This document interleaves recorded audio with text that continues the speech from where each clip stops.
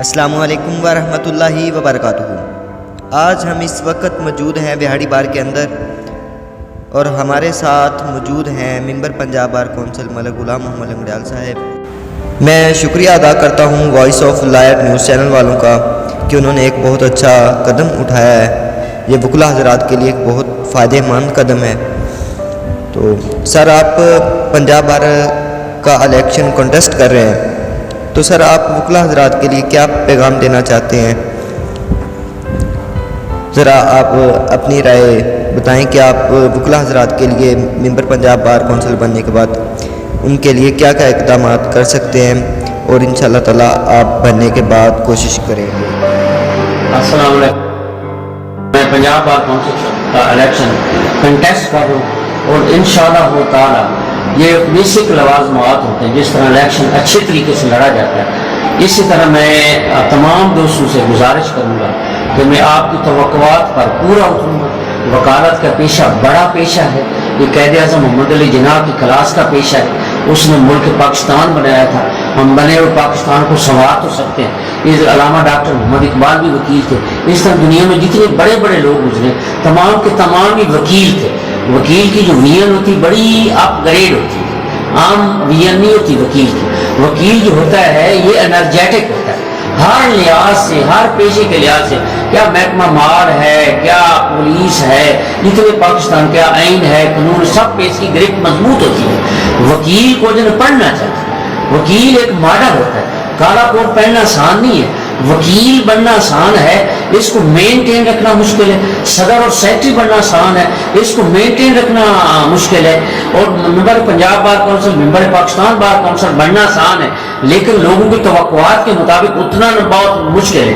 میری رائے کے مطابق صدر اور سیکرٹری بننا آسان ہے، اس کو مینٹین رکھنا بڑا مشکل کام ہے۔ بعد میں امتحان شروع ہوتا ہے کہ وکیل کیا ہوتا ہے، تمام لوگوں کو ساتھ لے کے چلنا ہوتا ہے۔ تمام ہماری کلاس میں ہر قسم کے لوگ ہوتے ہیں، پڑھنے والے بھی ہوتے ہیں، نہ پڑھنے والے لوگ بھی ہوتے ہیں، بہت قابل ترین لوگ بھی ہوتے ہیں۔ جج کو بھی وکیل عدالت کا پیشہ ایسا پیشہ نہیں ہے، اس میں ٹائم کی پابندی ہونی چاہیے، یونیفارم پہن کے جانا چاہیے۔ تمام جو ایک بندہ لے کے اپنی کوئی گزارش لے آتا ہے وکیل کے پاس ہوتا ہے کہ میرا یہ مسئلہ ہے، اس کو اچھے طریقے سے ڈیل کرنا چاہیے، اس کو صحیح مشورہ دینا چاہیے، اس کا کیس بنتا ہے دائر کرنا چاہیے، نہیں بنتا تو اس کو سمجھا دینا چاہیے۔ عدالت کو بڑے کول مائنڈ طریقے سے سمجھانا ہے۔ ہر جج جو ہر مائنڈ کا نہیں ہوتا، ججز کے مختلف مائنڈ ہوتے ہیں، کچھ سول کے ہوتے ہیں، کچھ فوجداری کے ہوتے ہیں، کچھ بھی نہیں ہوتے۔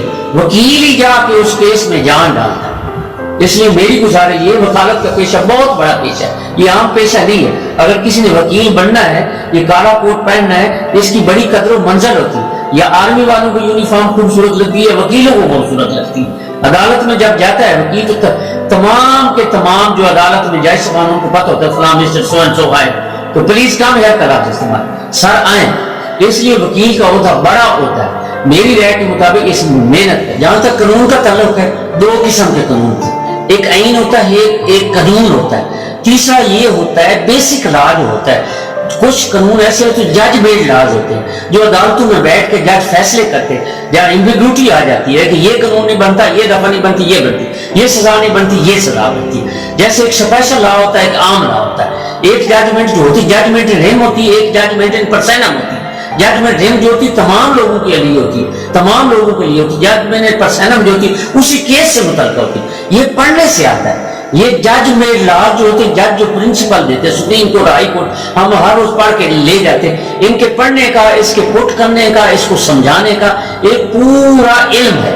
یہ بار بار پڑھیں گے تو اس قانون پہ ہمیں گرفت مضبوط ہوگی۔ جیسے اسپیشل لا ہوتا ہے، عام قانون اس پہ اٹریکٹ نہیں کرتا۔ جن قوانین کی سزا 3 سال ہوتی ہے اور اسپیشل لا ہوتے ہیں، جیسے کسٹم لا، انکم ٹیکس لا ہے، باقی لا جو جہاں ضابطہ فوجداری اٹریکٹ نہیں کرتے، ہم بیل کروانے کے لیے جاتے ہیں۔ 497 اور 498 کے لیے بیل نہیں ہوتی، وہ 199 کے تحت بیل ہوتی ہے۔ اس لیے وہاں جو ججمنٹ لاز کوسا صاحب کی رولنگ ہے، باقی آنریبل ججز کی رولنگ جن کی 3 سال سزا ہوتی ہے میکسیمم، وہ بیلیبل ہو چاہیے۔ جیسے 1999 PCRL پیج 1 خوصا صاحب کی رپورٹڈ ججمنٹ ہے، اس طرح شیخ منیر احمد صاحب کی رپورٹڈ ججمنٹ ہے، لاتعداد ججمنٹیں ایسی ہیں۔ یہ ہمیں اس وقت آئے گی جب ہم پڑھیں گے، جب ہم رپورٹڈ ججمنٹ پڑھیں گے تو ہماری PPC، CRPC، CPC